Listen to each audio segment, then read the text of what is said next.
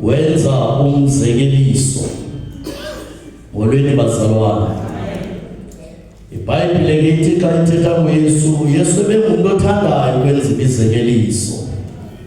Athathe isimo esi abantu abasiqhelileyo enze ibali ngalo ngeso simo, ukuze abantu abatyhile umfanekiso ngqondweni ukuba ubukumkani bukaThixo obu busebenza njani.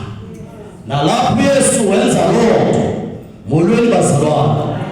Wenza umzekelo ngabantu iBhayibhile lo kumkani wenza umsitho ezakwenzela unyana wakhe umsitho.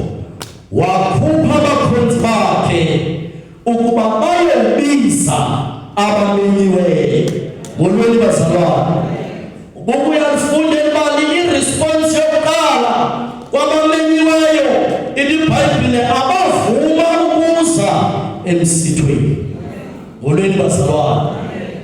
uThixo ngenxa yesineke wakhupha abakhonzi bakhe okwesibini. iBhayibhile kwentshelwe lesibini abakhathala. Elowo wahamba waya emsini yakhe, omnye waya kwenza iingxaki zakhe. Molweni bazalwane. Ingxaki nokungakhathali ngezinto zikaThixo uthi uyasinceda Marko chapter 8 verse 36 uthi iyamnceda ntoni na umntu uba alizuze ihlabathi lonke liphela but ekugqibeleni aphulukane nomphefumlo wakhe. Molweni abantu nezinto zikaThixo ubomi babujonga apho bukhala khona, kanti uThixo isiqalo sakho usijonge esiphelweni sakho, ngoba xa uphela ubomi ukhona ubomi obuqalayo. Molweni bazalwane. Temporary, but uzawuqala emveni kwesiphelo. Siboleka iBhayibhile ungunaphakade. Molweni bazalwane. Abavuma ukuza emsithweni. Molweni bazalwane. Babona ingxaki zabo izezona zibalulekileyo. Molweni bazalwane. Ingxaki nomntu, umntu uyakhawuleza ukulibala. Ikhona intetho edla ngokuthethwa ethi phakathi kokudla kwethu sikwasekuseni. Ukufa kulapha phakathi kokuphila. Molweni bazalwane. Njengokuphila njengoku awulazi ngomso. Namhlanje le tende ilapha ngoba uzonani, kanti ngomso sawuphinde sibize ngomso. Sibizela onke obelapha kulo msitho. Molweni bantwana.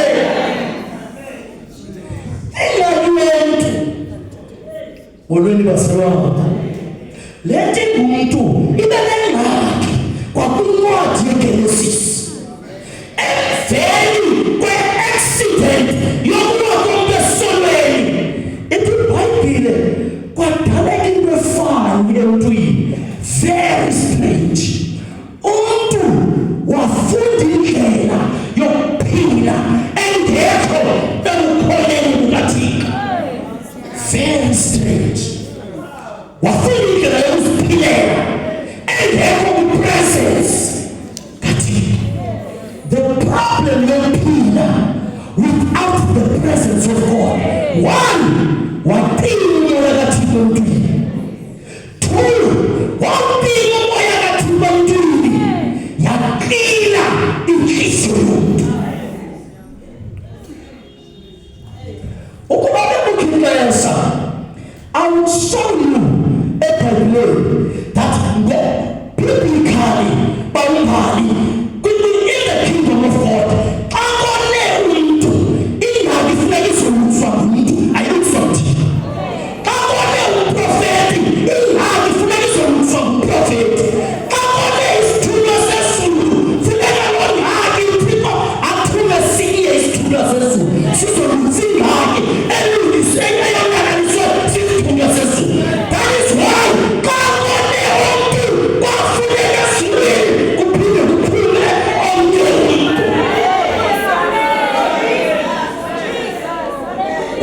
ukuthini wafuna umuntu azokuzingaka elonakalise kumuntu olwenza awuthi bathonga kwikhansela yakhe yamazulu eliphambili wafuna izinto akukhonke wayakhona ulisi haleluya eliphambili ulisi ebekuthini ulisi ebekuthini haleluya kodwa thona thona basifati ulisi Nkosi anya kwafuna ulisi akenziwa wabanya. That's not what the Bible says. Ulisi eliphambili Nkosi ngoba uAdam nokuqala ebemphefumulo okhulu kuba ingxaki yenziwe nguAdam kwafuneka kuphinde kuphule omnye uAdam nasibili lo Adam wokugqibela wakumoya ophilisa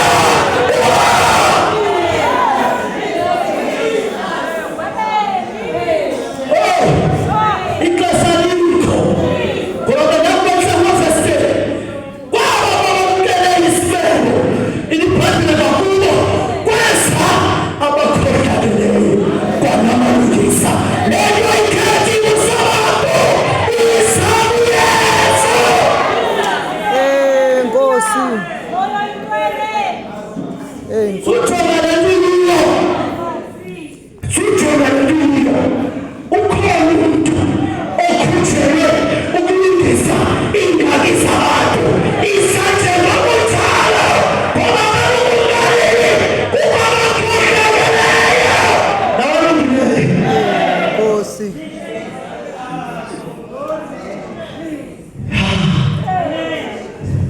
ilungisa lisenzi ilungisa alisenzi akekho umuntu ozalwa elungisa umuntu athutho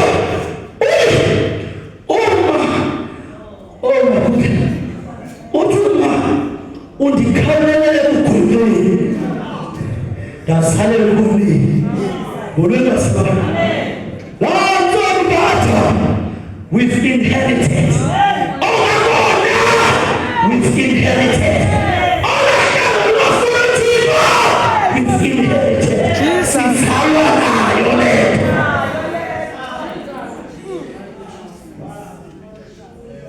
olahlala lokuqala luspirit lwafunda ukuphila ngaphandle kothina but inzala yabo yasuka yona engalweni iphile ngaphandle kothixo yamkhangela kwaubukhona bakhe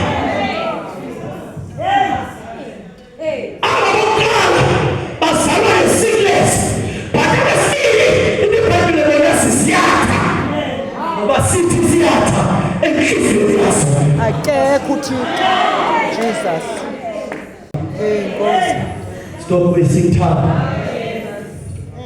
izayesu babemlekhe ixesha lefutsi bam bendifuna uzoba ukumkani bamasu kodwa uthe utata xa imcebisa pha wathi uyawuvula nje ngoba ixesha liphelile ngolweni bami but ndifuna ukucebisa ubomi bakho ungekafiki esiphelweni yamkela uyesu ifa uyivanga ngoba yephilo endithethayo ayinamsebenzi lo kodwa yifele ndawo yamkela uyesu tubhala incwadi kaIsaya ngokufa kukamkhulusi Nkosi kwaphela incwadi kaIsaya chapter 1 verse 18 ukhupha isimemo pha uThixo ukhupha isimemo hawulani ukhupha isimemo ngolombeselwane ulikhanise sibonisa Jesus Nabezelo zakho zivele wena wote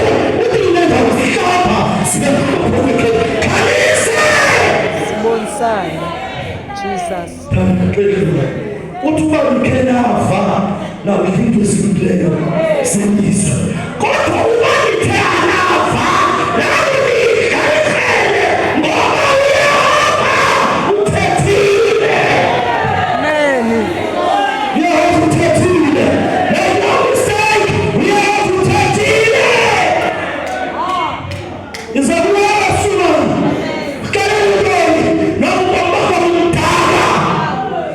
Is that